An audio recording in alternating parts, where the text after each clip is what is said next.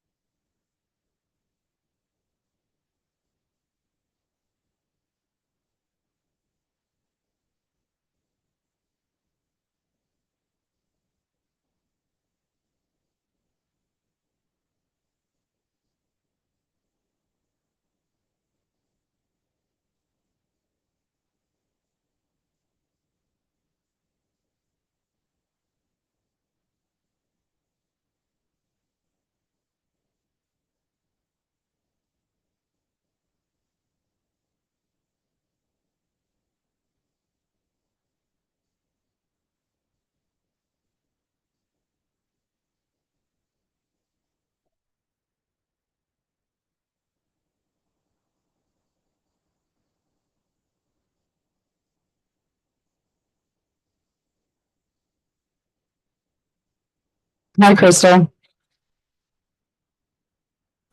Hey, thank you for the link. No problem. All right. Yeah, the snows just seem to be picking up. It seemed silly to leave at this time. Yeah.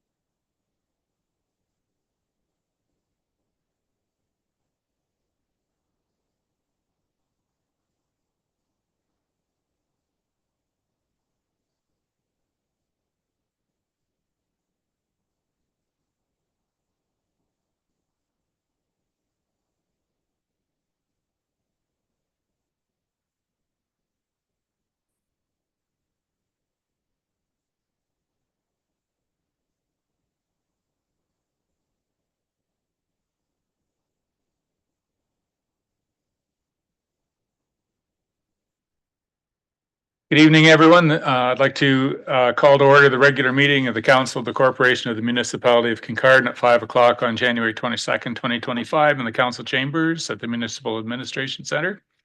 Roll call this evening. Deputy Mayor Clark, Present. Councillor Blackwell, Present. Councillor Kavanaugh, Present. Councillor Hinchberger, Present. Councillor Prenger, Councillor Steinoff Gray, Councillor Stewart, Present. Councillor Williams, Present. Deputy Mayor, please. We'd like to begin by acknowledging that we are meeting on the traditional lands and treaty territory of the Saugeen Ojibwe Nation, which includes the Chippewas of Nawash Unceded First Nation and the Chippewas of Saugeen First Nation, whose ancestors were the first to inhabit, care for, and live on this land. We recognize and deeply appreciate the contributions that Indigenous peoples have made, both in caring for this land and shaping and strengthening this community, our province, and our country. As a public service organization, we are dedicated to learning and acknowledging Indigenous history and culture, and are committed to actions that move us towards a journey of truth, healing, and reconciliation with the Saugeen Ojibwe Nation, the Métis Nation of Ontario, and the historic Saugeen Métis. Thank you, Deputy Mayor. Are there any amendments, additions, or deletions to or from the agenda from council members this evening? Once again, I'd like to remind you to disclose any pecuniary interest either now or as it arises in the general nature thereof. We need a mover and seconder that for the minutes of the council meeting held January 8, 2025 and January 13, 2025 be adopted as printed, moved by councillors Blackwell and Hinchberger. All in favor? Those are carried. And we move into matters for discussion. This evening we have with us Jack and Dwayne to talk about the comprehensive zoning bylaw. We need a mover and seconder that the Council of the Municipality of Kincardine receives the comprehensive zoning bylaw consolidated draft as information for review and public engagement. And further, that a public meeting be held February 12, 2025 in accordance with Section 34 of the Planning Act. Moved by Councillors Williams and Deputy Mayor Clark. Welcome. Just as you said, this is only to receive the draft report. The important part of this is not so much what's in the zoning bylaw, it's the advancement of the process where there's a public meeting to be held February 12th for further public engagement. Are there any questions about the draft report itself?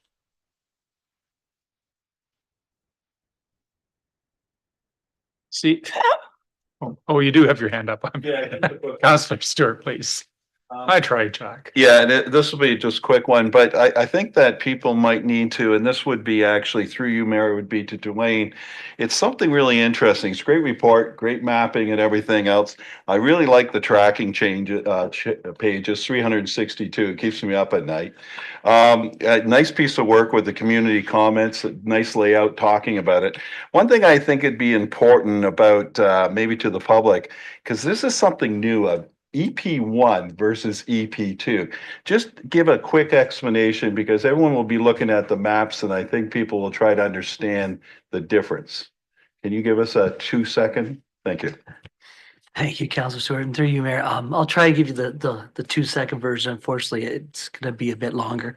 The EP1, EP2 is a unique zoning for sure. One of the challenges we came through when doing our reviews was that alignment with the OP had some interesting challenges. What we had previously had some lands that were zoned R1, R2s, R3s, A1s. However, the OP, when it was adopted, changed a lot of those zones and overlaid an EP zone.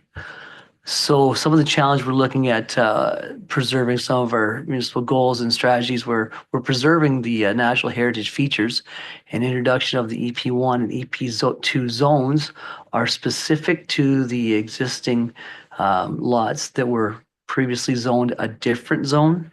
What it does, it protects those lots that although they do have a different zoning, there's an opportunity, whether it be a natural, basically a natural feature, or a natural heritage zone, which is your EP1, or sorry, a natural hazard is an EP1, and EP2 is a natural feature zone, okay? And what that does, it just offers an opportunity that although you may have those zoning designations in line with the OP, to facilitate continued use and development of your existing lot. Certain studies may be required, such as an environmental impact study or approval through the Conservation Authority in consolidation with the county and the municipality to determine what studies may be needed if you wanted to, say, extend or put an addition on your existing residence or building that may be existing in those zones. So it is difficult to come up with a direction to address these existing lots that have existing uses on them, as well as the buildings. But if council is curious, I do have a link to our mapping toggle, which can give you some insight on what I'm explaining. A picture might be worth 1,000 words here. If possible, Nicole, I don't know if you could pull up that zoning toggle there that we've created. It might just add a little, yes. Now, if you look, there's an arrow and a little like a toggle in the middle of the screen. So on the right of that arrow is the current zoning. And if you slide that arrow to the left or right, it'll, yes, you are on. Thank you, Councilor Inchberry. It's a vertical bar. Yeah, you gotta just close that. Yes, if you slide that, to the right side is existing, to the left is the new zoning bylaw that aligns with the official plan. And like I said, some of the challenges we're aligning with the official plan, the county official plan, the ever-changing PPS. There was a number of moving parts. So if you do have a chance, please look at that mapping. It does provide some context from before and after. And I think we've done a fairly, I would say, an in-depth, even at a higher level review of some of the parcels that have been affected that I think we've addressed with the EP1 and EP2 zones that will still permit owners who have purchased or have an existing property that was under the old zoning bylaw zoned residential, for example, that may have an EP layer on it now, which is identified through the official plan. Councillor Stewart, please. Just a follow-up, thank you. You did a great job. I mean, we identified this a while ago in the county and you have done a great job. And I think this will help us out a lot because what was the problem was you had a residential maybe area that all of a sudden becomes EP and you can't build. So thank you. That will solve a lot of problems now and in the future. So well done. Councillor Williams, please. Thank you, through you. I just want to confirm, is the link for that website available in our agenda packages for the public? I just couldn't find it. Sorry, through you, but it is available on our Kincardine Hub, our website, to go to a link and there's an interactive mapping there. I'm not sure if it's linked, at least not in my report. I don't have a link. I know Nicole was working on a link just for today's purposes, but I'm sure we can get you the link if you would like. Just want to confirm the communication strategy to advertise the public meeting that will be following regular municipal practices, or is it the county or the municipality that leads that communication strategy? The municipality, okay. So it will be available through all the regular paper and social media outlets as far as communicating the public meeting. Okay. Very good. Any further discussion? All in favor? And that is carried. All right, moving on. It's a memorandum of understanding for planning services with Bruce County. We need a mover and seconder that the council of the municipality of Kincardine repeal bylaw 1999-32 and pass a bylaw to enter into an agreement for planning services between the municipality of Kincardine and the county of Bruce. Councillors Kavanagh and Hinchberger. Jack, would you like to touch on this? What the purpose or any changes that are coming about because of this? Certainly. Thank you, Mayor and members of council. We saw an opportunity to take a look at the MOU that was entered into in the late 1990s, as you saw in your resolution. One of the evolutions of our planning services has been an opportunity to provide more than just application review.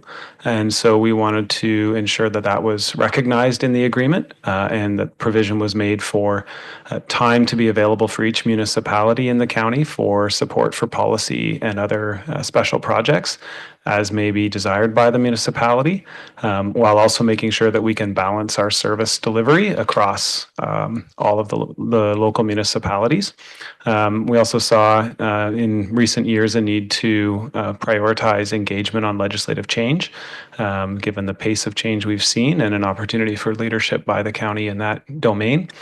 So we've included that in the agreement and a number of other sort of updates around digital records, what records we keep, what records municipalities keep, just to make sure it's clear and transparent, the information and the services that we're offering. So overall, a fair bit of work to get these agreements modernized, and we think it does represent a good reflection of the service that we are effectively able to provide and gets it well documented.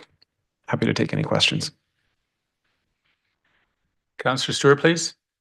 Thank you, and through you, a job well done, and I hope we took advantage of you, Jack. I know that our CBO would have, and thank you very much, Dwayne. The only thing I ask, of understanding, memorandum of understanding, did we ever figure out what to do with the development charges that the county's charging? Are we collecting on your behalf? Are we getting like our 40% return on that, or is that part of this? I didn't see it in there. So please help. And so development charges are separate from this agreement. They're arranged under the development charges bylaw. So the obvious question that comes back out of that is, are there any costs associated with this memorandum of understanding? Thank you. So the MOU provides that the county sets the fees for application review and processing. Municipalities, some municipalities will set their own internal fee associated with the staff time to review applications that are being processed by the county. This agreement doesn't cover those. And the agreement does provide that there's a no-cost provision of staff time for policy and other services. So that's resourced from the levy, which is set by the county bylaw, but not directly from the municipality of Kincardin's levy. The agreement also provides for things like in-person staff hours, where we have a staff member typically in your office 2 days a week, and there's no cost to the municipality for that service. Further questions? All in favor? And that is carried. Thank you, Jack, for being here this evening. Thanks, Wayne. All right, so I'd like to call on our coordinator of things nuclear, Sherry Leslie, who's just going to give us Bruce C nuclear project impact assessment update. So there's no motion, there's no decisions to be made on this one. It's rather just to hear the report, verbal update. Thank you, Sherry, for being here this evening. Thank you, Mayor and members of council. As the Mayor mentioned, this is just a quick update on the Bruce C and the impact assessment process, as there's been a few kind of major activities happen late last year and early this year that we wanted to make sure that council was apprised of. So the Impact Assessment Agency has issued a summary of issues based on all the comments, including the ones that were submitted from the municipality of Kincardine for the Bruce C project. Bruce Power did respond to those comments, and late last year, IAC the Impact Assessment Agency of Canada did confirm that a full impact assessment would be required for the project, which we basically had all anticipated. And then just late last week, IAC did pause the planning phase with the first phase of the process based on the request from the proponent, so Bruce Power, as they were looking for more time to engage with SON on a number of items. And then included in the report last week, the province also announced that they were exploring another new large-scale nuclear plant down at the municipality of Port Hope. I did include a link to that news release. If you haven't had a chance to take a look at it, I'd strongly encourage you to do so. There was a few items within that were of particular interest for the municipality of Kincardine. One being the province provided $1 million in upfront capacity funding for the municipality of Port Hope to participate and engage the community through the IAC process. There was a commitment, should the project continue to advance, of additional provincial funding of up to $30 million for infrastructure funds to support the community to prepare for the project. There was note of a potential for a future municipal hosting agreement. And there was also a reference to an initial study done for the property taxes for that facility for additional revenue for Port Hope, which didn't really align with some of the studies and research work that we had completed last year. So those are kind of big developments that we're continuing to pursue, reaching out to those communities, as well as working through CANAC, the Canadian Association of Nuclear Host Communities, as we're all kind of advocating as existing host communities for similar treatment. And so we're using those tools to continue to advance some discussions. And that's it for me. Very good. Any broad questions about that? Sherry, thanks for being here tonight. Congratulations on your new posting, and well done. Good for you. Keep us informed. I will, thanks. Okay, moving on to the W.E. Thompson Professional Services Contract Award. We need a mover and seconder that council award the contract for professional facility management services at the W.E. Thompson Building to Weilers Cleaning and Restoration in the amount of $442,500 over a 5-year term, moved by councillors Hinchberger and Stewart. Discussion. Councillor Hinchberger, please. Thank you, through you, Mayor. I think it's just worth noting verbally or out loud the information under implementation considerations.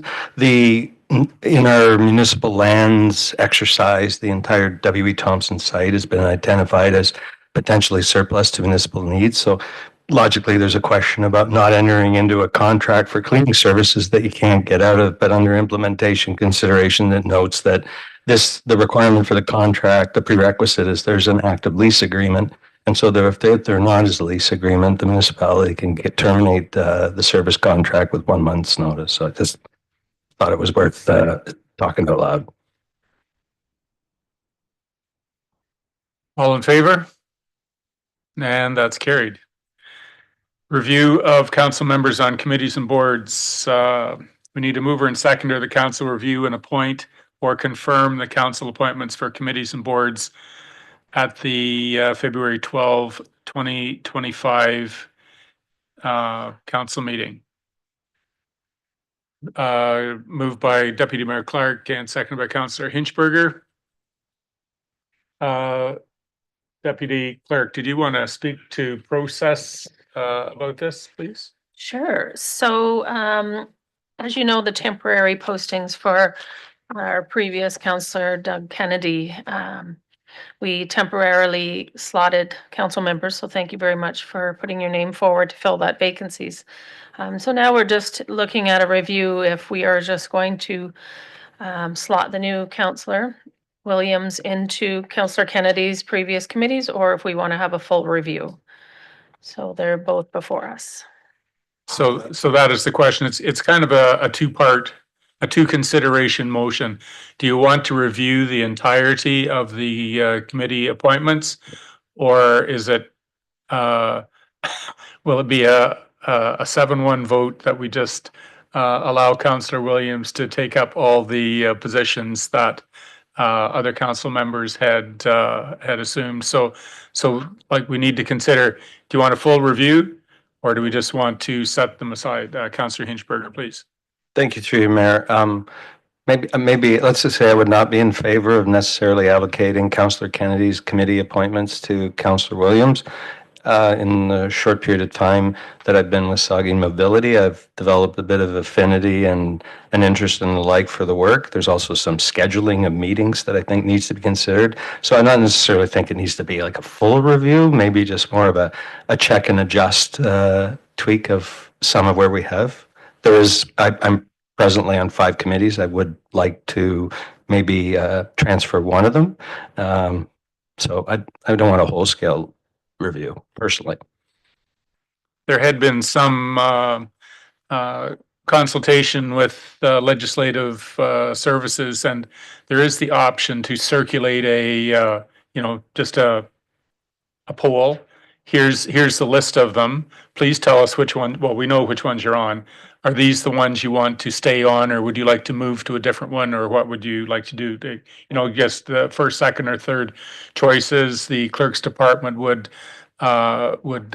consolidate those requests, perhaps have some conversations with counselors about, we've got 7 of you that all want to be in the same one. Would you consider something else? But there would be, if you fill out that review form, it would be brought back as a report from the legislative services to confirm at the February 12th meeting, if that's appropriate. Councillor Kavanaugh, did you have a question? Councillor Blackwell? Thank you. I think that would be beneficial. One of the questions I had was the striking committee was listed as a current appointment.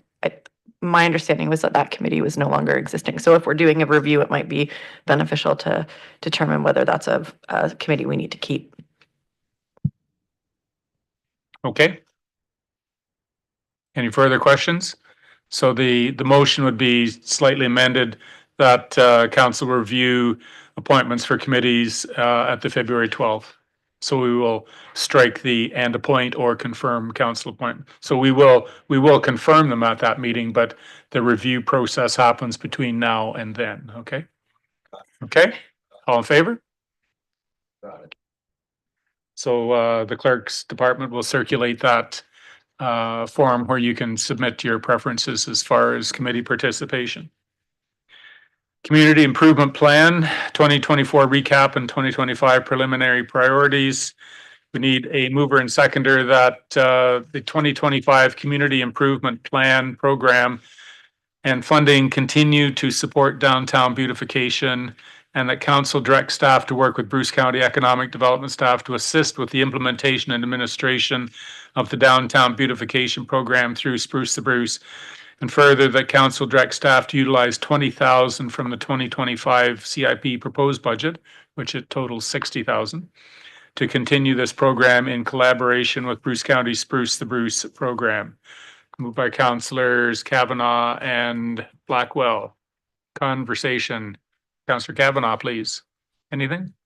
Thank you very much. And through the chair, the use of the community improvement plans gives our municipality one of the few legal avenues towards sculpting and encouraging local businesses. And as such, I've seen great results with the Bruce plan to date and the way it's been used, and I'd like to see that continue. Councillor Blackwell, please. Thank you. Through you. I apologize because just getting back from the conference yesterday, I didn't have a chance to send these questions in advance. But one of my questions around Spruce to Bruce was they have an accessibility adaptability grant. Are we aware whether that's going to be part of their program this year? And if so, in our motion, it talks about Spruce to Bruce, but in the past, the motion or the programs that were used were specifically signage and patio. And I'm just wondering whether that would be something businesses in our community would be available to use. Through you, Mayor Craig, we actually just had a conversation today with the county, and the accessibility piece is part of it. Yep. Councillor Stewart, please. Thank you. And through you, Lori, you and I were at those meetings up on top of King's Pearl and everything else 2 or 3 times. And I just want to shout out, it's good to see that, our efforts have really paid off. There's 4 projects there, and I'm hoping to see more. So I'm sure glad that we included the rest of the community. So thank you. Councillor Hinchberger, please. Thank you, through you, Mayor. This might be like a question. This fell within in 2024 the overall $60,000 that council had allotted, 20 or so or amount to Spruce the Bruce. 25 was taken advantage of, and I agree with Councillor Stewart. It's really good to see that almost 9 of it went to projects in Tiverton. I mean, the council hasn't decided the full amount to put into the CIP this year outside of Spruce the Bruce. Are you confident that that 20 or so thousand will be taken? I don't even know if that's a word, but then 20 25? And if it doesn't happen to happen, can that money slide over and be used by other proponents under the CIP generally? Through you, Mayor Craig, I think the funds will be used. We've had great interest in the program, and so I do think they will be used. But I think it's up to council. We were made a commitment around the 20,000 to the county as part of the Spruce the Bruce, but if council so chooses not to do the 20,000 to this program, it could be put to the other portion of the CIP, which again, we haven't decided because it needs to follow some of council's discussions around priorities. Question for our manager. This is pretty specific regarding the implementation and administration of downtown beautification. But it runs in my mind that, some of these programs extended into rural parts of our community. So I just wanted to confirm that Inverhuron or Glamis or North Bruce or Fred and Samir's fruit stand out on the 7th of Kincardine are they able to apply as well? So through you, Mayor Craig, the whole municipality is now eligible for grants under Spruce the Bruce. They wouldn't be eligible for downtowns if they don't have a downtown, but they would be eligible for all the other programs which are being launched on February the 1st. So there's a whole list of the programs which the link is in the council report. All in favor? And that's carried. The Hawthorne Community Clinic and projected space needs strategic initiatives. Councillor Kavanaugh. Thank you very much. Well, I understand this is predominantly for information only. I am still going to take this opportunity to declare a pecuniary interest. In accordance with the Municipal Conflict of Interest Act, I, Rory Kavanaugh, declare a general pecuniary interest with regards to the Kincardine Family Health Organization and the Dr. A. Kavanaugh Medicine Professional Corporation for the general reasons concerning spouse's professional position and income, as well as having a shareholder interest in the Dr. A. Kavanaugh Medicine Professional Corporation. Thank you.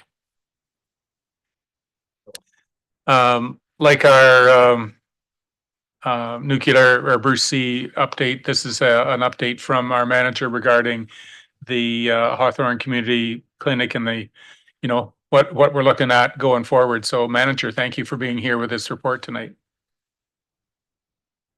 Through you, Mayor, I also have Crystal's on the line as well, just on Zoom there in case we have questions, but I thought I would provide just a little bit of an overview just because this is kind of a critical time right now. And so the Hawthorne Community Clinic is owned by the municipality, and it's on the property of South Bruce Grey Health Center, and we have a 100-year lease with the South Bruce Grey Health Center. So we own the building, but we don't own the land that it's on.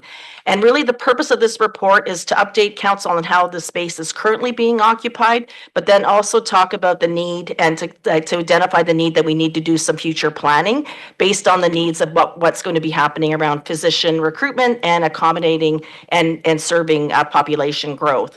So currently, this existing status is that the municipality has the facility rented to 3 tenants, and the 3 tenants are the Kincardine Family Health Organization, also known as the Kincardine Physicians Group, that reside on the top floor of the clinic. And this is the group of physicians that our physician recruitment program applies to.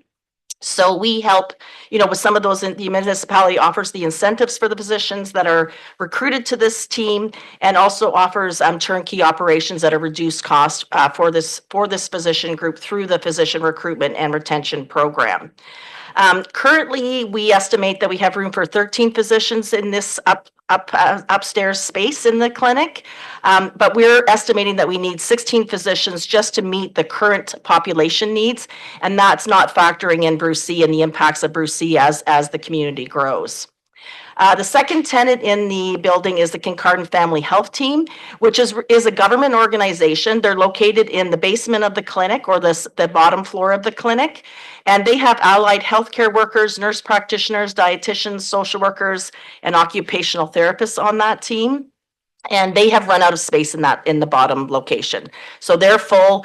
They do use some space now over in the Ripley Clinic, but it is sort of at capacity in that space. The third tenant is Mike and Natalie McKechnie, who own the McKechnie Pharmacy that's located in the basement of the clinic. And I just want to mention that their lease is up for renewal and that the owners have requested that the municipality make arrangements for a 10-year lease. So that's kind of like a bit of the current status. And really, as we started looking at this, in order to really fully understand the space needs, we thought the best way to sort of utilize the limited space would be to secure the services of an architect to help us with some of the office design concepts that would accommodate future forecast numbers of the physicians that for the 16, but then also potential growth. And then there's also the piece around AODA legislation around accessibility. The exam room and space room requirements need to be considered, and as we design for the space and as we look at future growth for the clinic. And so really that was the purpose of this update, was really just to say, these are the current existing, the situation. We're going to need to look at space and design for space as we look at growth and the impacts that, for example, Bruce C, but just on the existing forecast of our existing population, not even looking at Bruce C impacts. So this was really to provide that update and then also say that we need to do some planning for this. So, and then also Crystal's on the line if there's any specific questions. Thank you, Manager. Excellent. Any questions from council members? Councillor Steinhoff Gray. Thank you, through you, Chair. Crystal, because you're on the line, I'm not sure whether you can help me with this, but I am curious how the space is utilized, because I know some doctors are only there certain days of the week. Like maybe they're not there Monday through Friday. Especially because you mentioned the Ripley Clinic, and I know there's a couple days a week that are done at the Ripley Clinic. I would like to understand how this space is utilized, because if we have a block of rooms that are, set aside for one person, but they're not using it Monday through Friday, I would just like to understand that the space is being utilized 100% of the time and not in blocks of time, because that would also help with understanding how best to utilize the space we have and how we're going to grow. So for me, that would help quite a bit. That would be a question I would want answered. Thank you. Through you, Mayor. Can everyone hear me? Yes, we're fine. Yep, carry on. Yep. Okay, great. I could try to answer that question at the moment. Currently, there are 10 physicians that each have an office, and there are 26 exam rooms that are shared. At the moment, there's 2 exam rooms per physician being used. It increases the amount of patients you can see in a day. And then if there is one empty, sometimes the midwife and the family health team is looking for room to stay on site. The snow days that Ripley is canceled on Mondays and Thursdays, definitely there's some shuffling. If someone's over working hospitalist or working in the emerge, then their exam rooms can be used by others. There are still some vacancies right now because we're not at 13 physicians. When we hit that point, every office will be full, and some admin teams, the billers, the administration will be in a different location or sharing space. As in the future, like currently the physicians have 2 exam rooms each. That won't be the case in the future. There'll have to be some sharing on different days just to accommodate all the increase in numbers.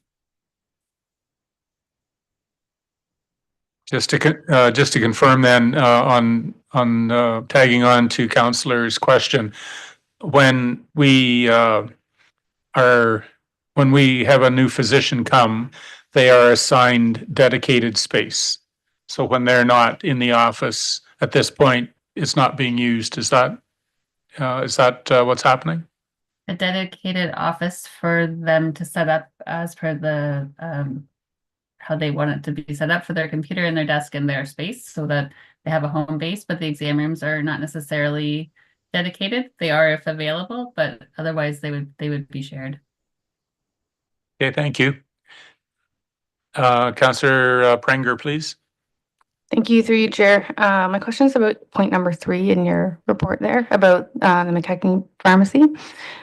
Any studies or reports being produced, I'm assuming then, based on what you've said here, we'll assume that their space is taken for the next 10 years. And it says they want to renew. And so I'm assuming that then that study will assume that space is dedicated to them, correct? Yeah. So some of those details are appropriate in closed session. So we will answer those questions. Thank you. Yes. Councillor Stewart, please. Thank you, and through you, Chair. I'd like to, and it's not really for tonight, but I think that we need to really take a look at the efficiency and the effectiveness of the clinic. I mean, after 4 o'clock, the clinic seems to be empty, and on weekends, it seems to be empty too. You know, maybe we need to start looking at hiring, future doctors that want to work that 3 to 9 shift or something, because everyone seems to work that sort of 8 to 9 to 4 shift, and it doesn't really utilize our clinic very effectively. Plus, I also like to take a look at some of the agreements or understand the agreements between, the doctors that use our clinic and then the hospital obligations. Is that an obligation that we're forced to do? Because we're incentivizing doctors to use our clinic and to do patients, but they seem to be being used in the emergency in the hospital. Is that part of the agreement? Who makes that sort of type of agreement? Because I like to see, if we're going to incentivize doctors, I like them see them using patients and working the clinic from 9 to 5, or maybe from 12 to 8, allowing people that work 9 to 5 to be able to come. So I think there's some work needs to be done to sort of understand what's going on in scheduling, because even weekends, I like to see it open on the weekends instead of using our emergency department. I've been using the emergency department with my mother, and it is crowded. It is crowded. It's 5 to 6 hours nowadays. So I'm just trying to understand exactly what our understanding with the doctors are, and maybe we can utilize that clinic a little more efficiently than what I see right now. Thank you. I'm sure that we can call on our staff to provide some sort of an analysis to get that. One final thing is that we have this beautiful place called Underwood Community Center, and it's got a huge sort of type of administration that potentially we could use that as a clinic in the future, because it's underutilized right now. You got the community center and everything else. Very much like Ripley, we could have one and actually service the north part of our municipality a little bit better than always coming to Kincardine. Thank you. If I may, your report suggested the imminent need for a strategy for the clinic, and I appreciate that. Somewhere along the line, could you provide some sort of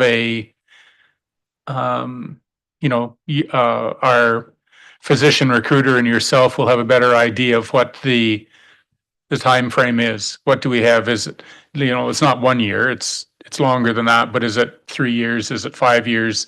When is the, if you could give us the best guess of when, this is when we're going to need all the space.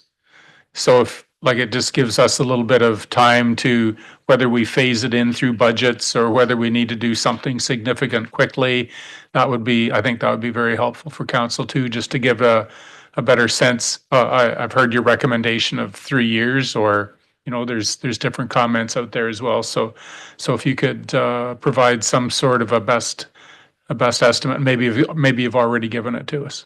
We'll wait for an answer. Further questions? Councillor Williams, please. Thank you, through you.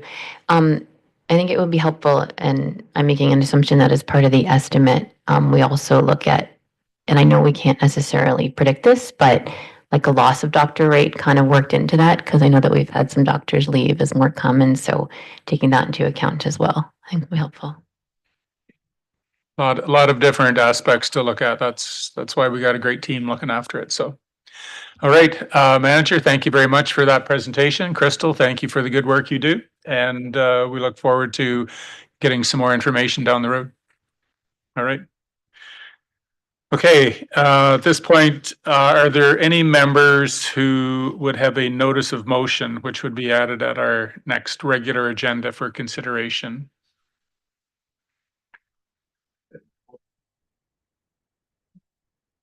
Councillor Steinhoff-Gray. It's okay. There is a motion that we're going to put forward. I believe it was provided to Jennifer in advance.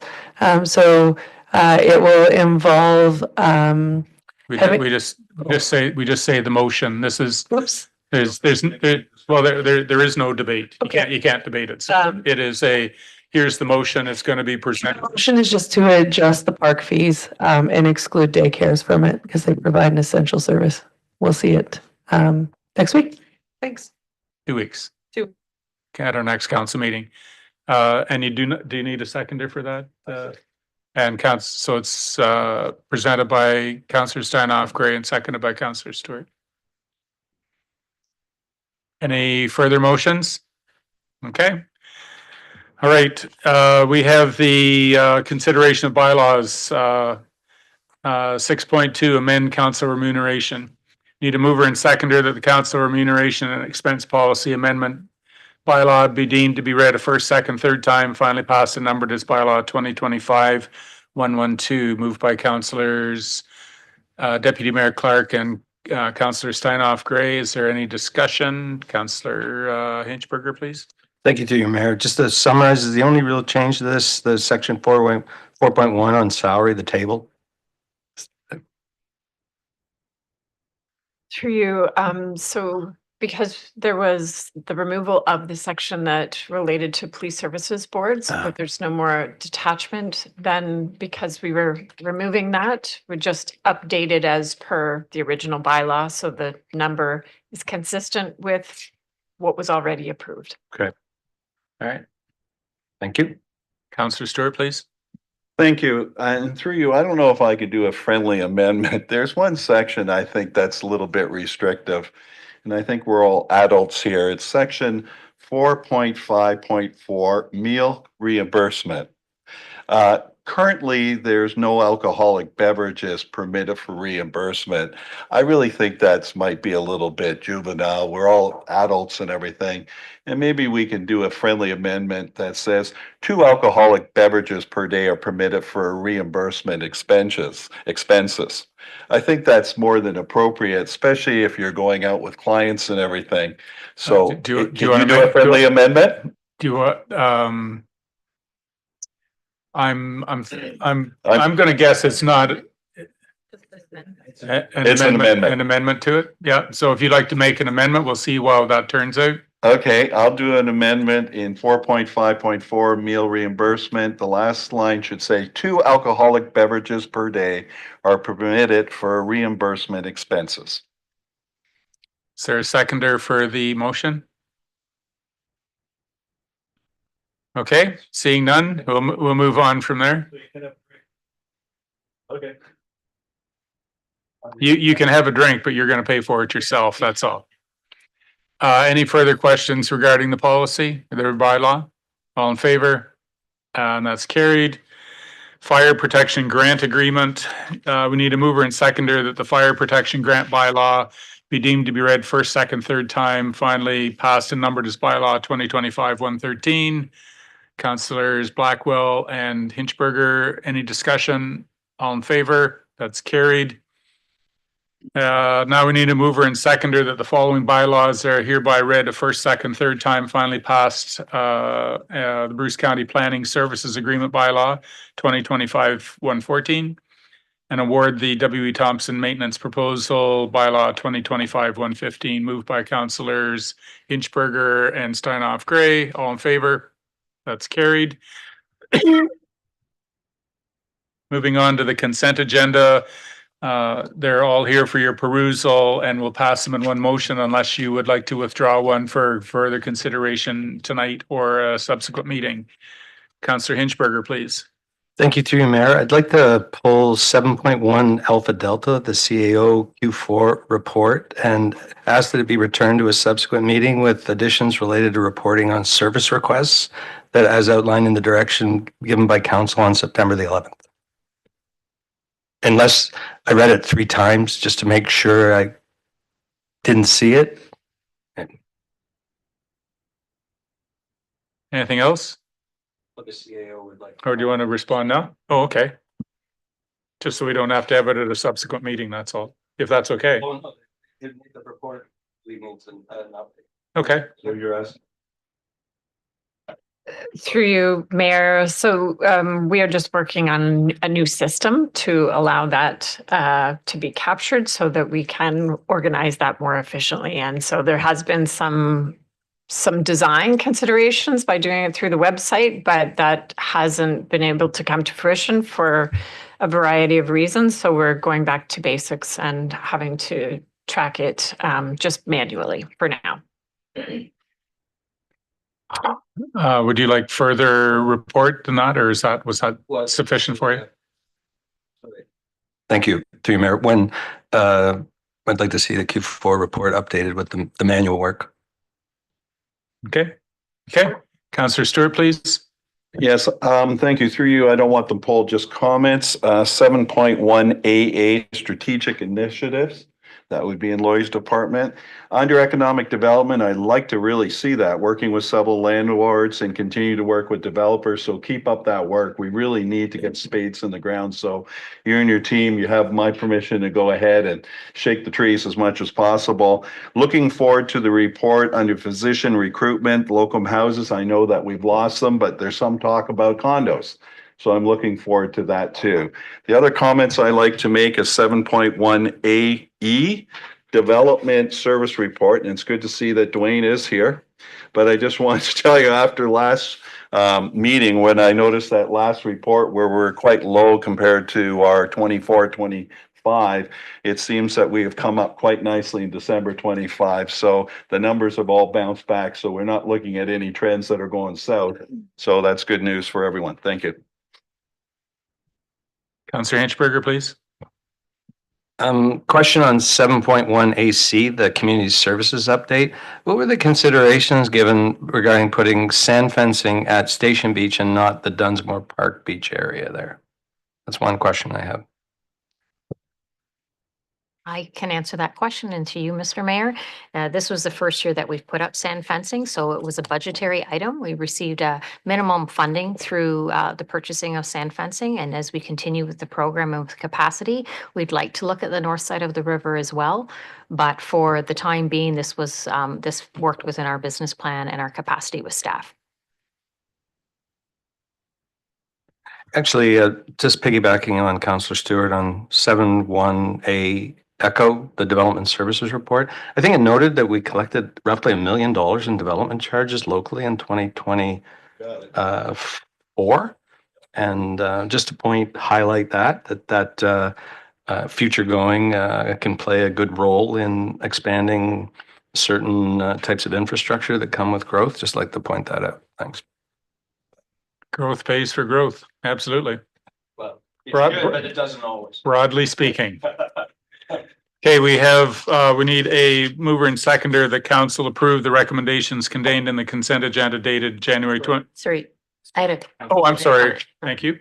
Councillor Williams, please. Thanks through you. I just a question related to 7.1 HB.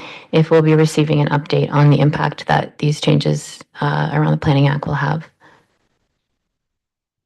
7.1 HB, the motion from other municipalities, the response to MAH regarding changes to the Planning Act. I know that in a previous council meeting, the changes or a memo on the changes were brought into the information agenda. And just wondering if we'll be receiving an update to council on the changes and any impact that it might have on our municipality. Manager. So it is the town of Kearney response to municipal affairs and housing. It's the third one from the bottom, the very last of the list, regarding changes to the Planning Act. Oh, I see. Yeah. Through you, there was an item that came forward, I think it might have been the last council meeting regarding those changes. And I know it had a question around if we would receive an update on what those changes are or what the impacts would be on our community. And so just seeing another municipality respond to those changes, just wanted to see if we would receive a bit more of a comprehensive overview of what they are and the impact they would have. Is that appropriate? Could we ask our CBO to bring that? Or CAO, go ahead. So with the MOU that was just approved, that would be the type of work we would hope that the the planning department within the county of Bruce could provide and share across all of the local municipalities. So it's really, I don't think we would have the capacity to do the analysis of what the changes are for the Planning Act, because it really, the expertise rests with the county. I'm sure that they have considered, well, I know that they have considered the impacts locally. We'll check to see if they're planning to do a report, though. So we personally have not done that, but we would expect our county to have responded to the proposed changes. Dwayne, please. Thank you, through you, Mayor. Just an update to respond to this report. We have actually done some extensive work in including ARUs into our rural area. It's above and beyond maybe what this report is. We've already taken that step in taking into account the Bill 23 and the PPS to allow an additional ARU within a rural property, provided that you adhere to providing all the necessary servicing requirements, whether it be septic, wells, stuff like that. So that's been taken into account. There is also some notations in our zoning bylaw that are interesting with regards to MDS requirements, and then additional requirements on existing lots of record that existed prior to March of 2017, which do provide some exemption policies within the minimum distance guideline requirements from the province. So there's some interesting stuff there that would probably identify with some of these requests in this report that we've taken into account in our current process. Councillor Blackwell, did you have a question? No, but through you, my comment was just going to be that my reading of the letter was that was related to planning changes that have already been made in 2022 and 2024, which I think we've perhaps already received some updates about, as opposed to changes that are coming or very recently happened. So I think I can share a little bit, maybe some of the past reports that we've got on that, and especially in regards to ARUs with my colleague.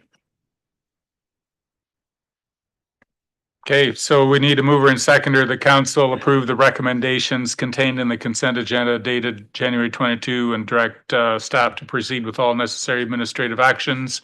Moved by councillors Kavanaugh and Deputy Mayor Clark. All in favor? And that is carried.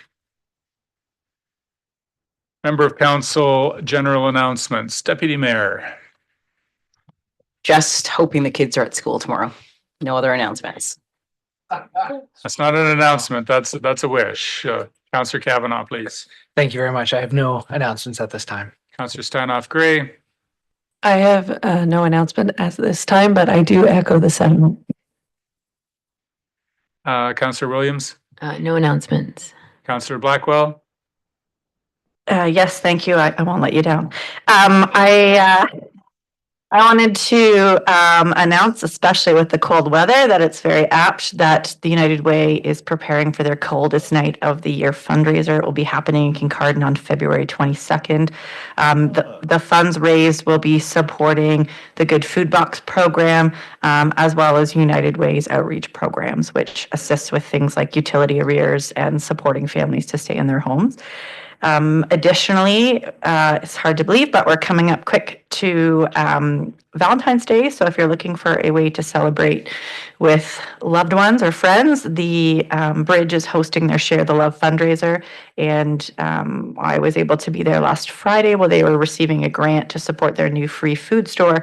But they were very clear that while the grant is supporting that program, there are other programs that require over $100,000 a year to continue to run, which include delivery of meals, teen cafes, programs for seniors, and programs for refugees continue to need our community support. So that program is that fundraiser is a great opportunity to do just that. And when is that? I believe it is February 15th. I'll have to check the date, but it will be food from Chef Alex from George's on Harbor, which is always absolutely fantastic. And it should be down at the Pavilion again this year. Councillor Stewart, please. Thank you. Yes, I have a great announcement. Winterfest is on, and we got winter. So the weekend of the 14th, 15th, 16th, and 17th of February, the not the King Cardinal, sorry, the Tiverton Lions and the Agricultural Society is putting on quite a weekend. I'd like to shout out to Lori because we'll be asking Lori to do a few posters for us and she has agreed. So all the details will be coming at the next meeting. So you better allocate at least a half an hour. Thank you. Councillor Prenger, please. No announcements, thank you. Councillor Hinchberger. Thank you through you, Mayor. And a number of us attended the AMO conference. You're going to speak about it? Roma, thank you. That's very good.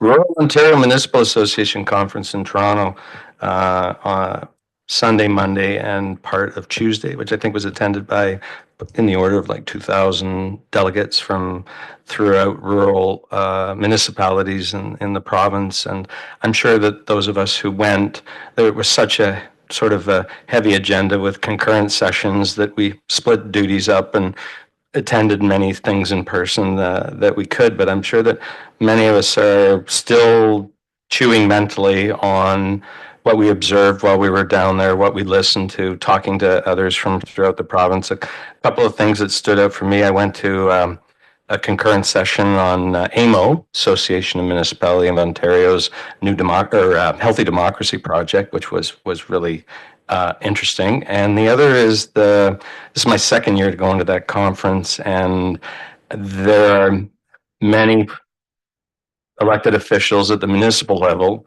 provincial level, and the federal level that feel somewhat like a hamster in a wheel, trying to figure out how to fund the question of rehabilitating and replacement the billions in the province and ourselves. We have $975 million in replacement value for assets that there does not appear to be an easy solution for. So it's the conference could be enlightening on some ways and very sobering on others. Thanks. Check. Oh, sorry, I probably should have asked you first whether you had something to say. You probably did. We had delegations, I'm going off memory here, a Ministry of Infrastructure. We wanted to talk specifically about the potential for extending water services from the Kincardine system to Tiverton. We talked to the Ministry of Education. We're all very interested in what hurdles need to be removed in order to see a new senior school built in here. The other was the Ministry of Energy and Electrification. Did we get a fourth? And I attended as board member of Saugeen Mobility, a delegation of the SMART board with the Ministry of Transportation, advocating on the part of transportation networks in rural Ontario. So. Good. Now I don't have to say anything. CAO, please. No announcements. All right, we need a mover and seconder that council move into closed session pursuant to section 239 of the Municipal Act as amended for the purpose of considering one, the closed session minutes dated January 8, 2025. Two, a position plan, procedure, criteria, or instruction to be applied to any negotiation carried on or to be carried on by or on behalf of the municipality or local board, particularly the lease at the Hawthorne Community Clinic. Three, a trade secret or scientific, technical, commercial, financial, or labor relations information supplied in confidence to the municipality or local board, which if disclosed could reasonably be expected to prejudice significantly the competitive position or interfere significantly with the contractual or other negotiations of a person, group, or persons or organization, particularly Westerio Power. For personal matters about an identifiable individual, including municipal or local board employees, potential employees to a local board ad hoc committee or other municipally controlled organization, specifically the CAO's annual goals. And further, the council return to regular open meeting upon completion. Moved by councillors Kavanagh and Prenger. All in